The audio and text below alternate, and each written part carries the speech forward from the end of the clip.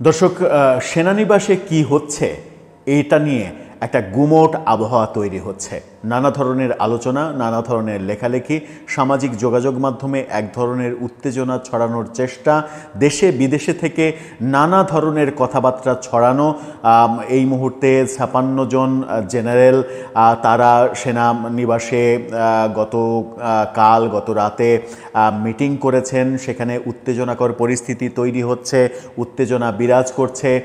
সেই উত্তেজনা সরকারের বিরুদ্ধে চলে গেলে একটা বাজে পরিস্থিতি তৈরি হবে, এরকম নানা গুজব প্রপাগান্ডা। এই কারণেই বলছি যে এগুলোর কোনো অথেন্টিক সোর্স নেই। যেহেতু অথেন্টিক সোর্স নেই, সেহেতু এখন পর্যন্ত সেগুলোকে গুজব হিসেবেই ধরে নিতে হবে বাস্তবতার কারণে। কিন্তু এই ঘটনাগুলো, এই আলোচনাগুলো, এই প্রপাগান্ডাগুলো কিংবা বাস্তবতা থাকলেও সেই বাস্তবতাগুলো কেন তৈরি হলো?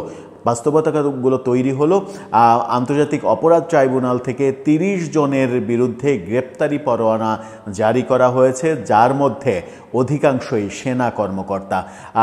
অবসরপ্রাপ্ত সেনা কর্মকর্তা যেমন রয়েছেন, বর্তমানে চাকরি করা অন্তত ১৪ জনের বেশি সেনা অফিসার রয়েছেন এবং বড় বড় অফিসারের নাম রয়েছে, যারা যাদের বিরুদ্ধে অভিযোগ আনা হয়েছে গুম, খুন, এই ধরনের কর্মকাণ্ডে, আয়নাঘর কর্মকাণ্ডে তারা জড়িত।